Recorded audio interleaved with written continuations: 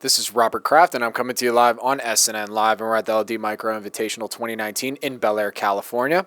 With me right now is Brandon Taylor from OneSoft, publicly traded company. I got two symbols for you, OSS on the TSX Venture and OSSIF in the US. Brandon, welcome back to SNN.Live. Hi, thanks for having us. It's great to have you back. Thanks. So, for our audience, let's start off with an overview of the company, and then we'll go from there. Okay, OneSoft is a cloud software company that builds predictive analytics for oil and gas pipelines. Anybody that can run a PIG on a pipeline, which is a pipeline inspection gauge, specifically to predict pipeline failures to save lives and protect the environment. And then our real focus is on data science and machine learning. So last time we had you on here was, I believe it was December this past year at LD, the main event. Right. So let's get an update. What's been going on in the company for the last 6 months? Okay, tons of stuff. We moved from one customer to six. Moved from a little around 10,000 miles of managed subscription pipe to 51,000. We hit 5.1 in revenue, quadrupled our revenue, hit cash neutral. We also did a bought deal in April, so we raised $9.2 million, and we're using that basically to get a first mover advantage. We want to make sure that we stay ahead, and we want to increase our TAM, specifically not around this piggable pipe, but stuff that's non-piggable. So there's 2.7 million miles of pipe, and we want to see if we can increase our addressable market within that space. What would you say was the inflection point that led from 1 to 6 customers and all the growth that we've seen in the last 6 months?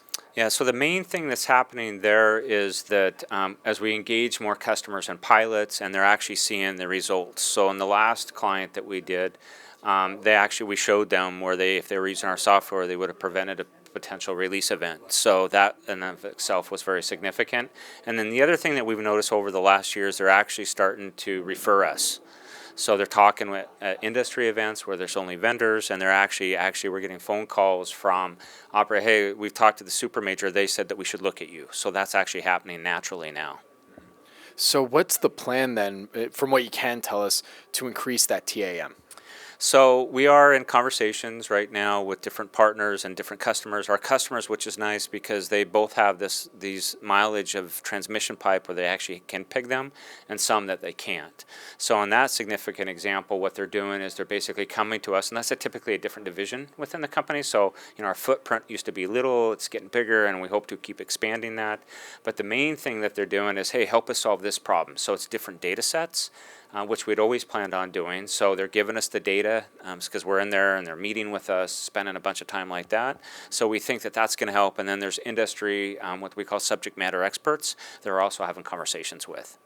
And by TAM, I meant total addressable market. So back to the interview. So for those who may have missed our last interview, what's your background? How did you get into all this? I'm actually a software individual. So I've been doing software right out of college. Pipeline for me was a whole new industry, so I was not a pipeline. What's really unique about our company, though, is that Tim Edward, who's the president of the Canadian operation, he's been on 6,000 dig sites. Our product manager used to run a dig crew. So we've blended basically, and we have a bunch of gamers as developers on staff. So we basically have taken all of that and put it together because we know this problem has been, people have tried to solve it. We've had operators tell us, like Google came and tried. They ran the data science experiments, and then they left and they analyzed a whole bunch of data that made no sense to the pipeline industry. We're able to do that. So you already talked a little bit more to my next question regarding the growth plan for the total addressable market. But to bring it all home, from what you can tell us again, what are some of the company's other growth drivers now moving forward?